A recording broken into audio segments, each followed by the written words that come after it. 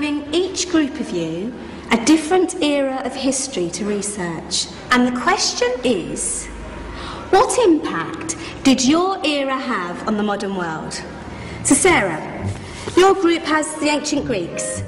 Ravi, you've got the Romans. And Danny's group gets, yes, a bit of a challenge for you. You get the Middle Ages. Some even call it the Dark Ages. Boring. See how you get on. Yes, miss. So, Serene, yes, you get the Renaissance.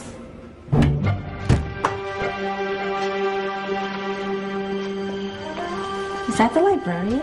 I guess so. How are the Dark Ages going to have anything to do with us? Excuse me. Sorry to bother you. What do you want? We need to find out what impact the Dark Ages had on the modern world. Never was a period of history so poorly named. Don't touch. It's priceless. And I suppose someone's been filling your head with the usual nonsense, eh? 1,000 wasted years. A black hole in history, am I right? Yeah, sort of. You see, it's always the same. You assume it was all mud, disease, death and destruction, with marauding mobs of barbarians ripping down the good of former civilizations, burning and plundering as they went. Nothing of any worth invented either, eh? Oh, no. Go on, Bjork. Sorry to bother you.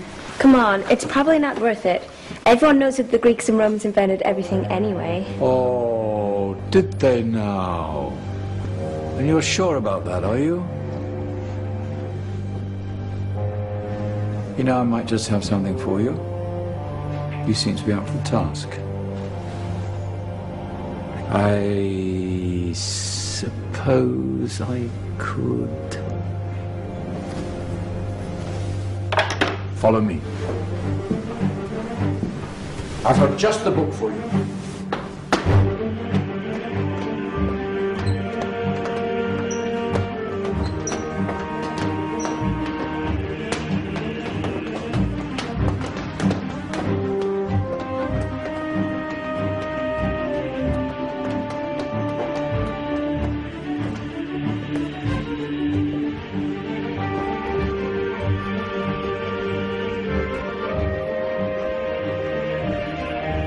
Where are we going? I don't know. Ask him.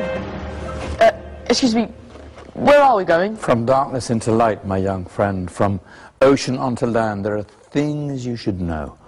Oh, yes, indeed. Yes, indeed.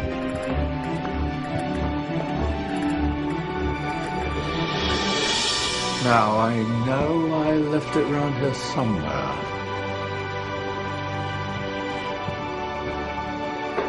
Ah, here it is. Now, take a look. If you dare.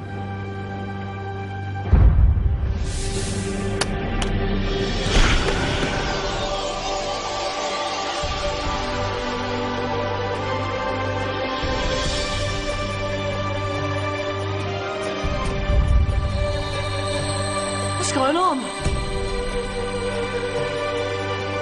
Welcome to the Dark Ages, or as it should be known, the Golden Ages. Who are you? I am Al-Jazari, engineer and ingenious inventor. I thought you said this was the Dark Ages. It doesn't look very dark. That's because it's all a matter of perspective, my soon-to-be illuminated friend. Of course, there are parts of the world that weren't dark at all, but in a civilization that stretched from Spain to China, the golden rays of discovery and invention shone over everything. What civilization? The Muslim civilization, my young friend. Through scholars and scientists of various faiths, some of the most important discoveries known to man were made at this time. Discoveries that drew on knowledge of the ancients, but have more connections with your modern world than you could possibly ever imagine. Like what? Well, all sorts of things. I've got to get a picture of this. I knew it was a good idea. Who are you? Allow me to introduce Ibn al-Haytham, a great scientist whose ideas led to the invention of the camera. You invented the camera? I laid the foundations for modern cameras by explaining how our eyes work. I found a way of projecting an image onto another surface through a small hole in a dark room, later called camera obscura. Think of all the things that evolved from this discovery. Cameras, cinema, all share the same principle. Cool.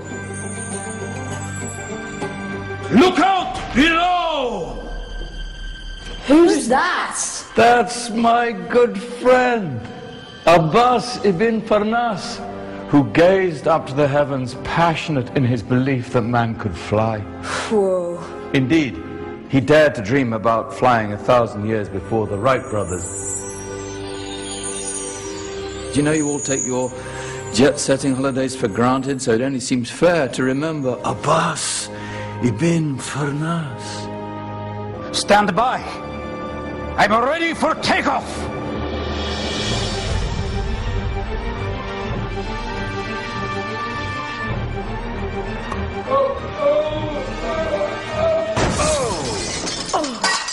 He did forget one thing, though. A tail, useful for landing. Ah, my back. Is there a doctor in the house? Did someone call? Ah, my old friend, why don't you introduce yourself to my young guests? I am Abul Qasim al-Zahrawi. Many call me the father of surgery. Did you actually do surgery back then? Of course we did. In fact, many of the surgical tools that I invented are still used in your modern hospitals. Excuse me, a patient needs my attention. Scalpel? I think I may need some stitches. In that case, I'll use catgut. Catgut? From the gut of animals. Perfect for stitching up internal wounds. Your surgeons are still using it today. Sorry, mustache.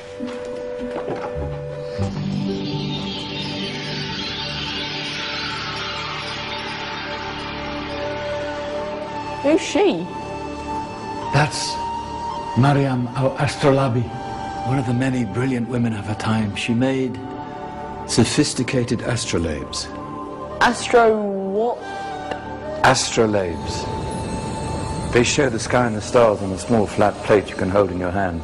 Think of them as ancient calculating or timekeeping devices. Today you have your watch, your compass, satellite navigation, helping people and explorers travel the world.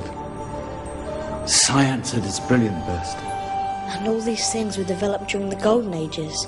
Now, that's just the tip of the iceberg.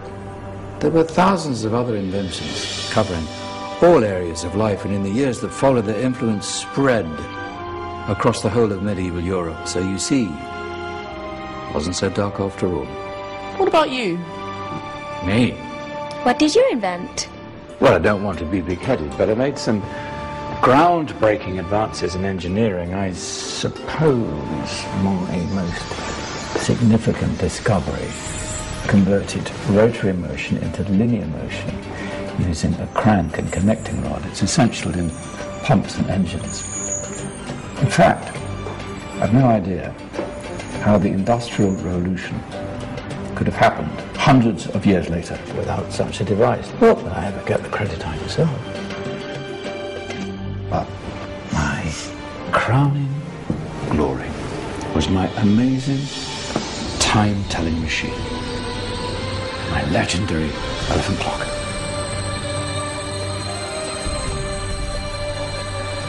It's a clock. Yes. Dozens of components collected from different cultures around the world. Indian, Greek, Arabian, Egyptian, Chinese. Wow. A United Nations clock. That is pretty cool. Does it actually tell the time? Well, yes, of course.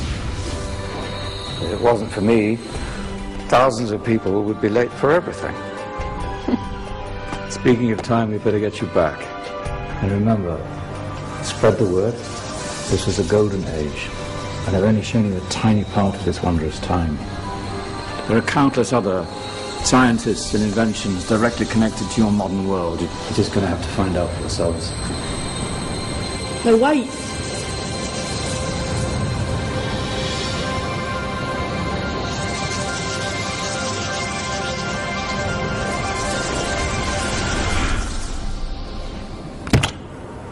Whoa. Did you? Yeah.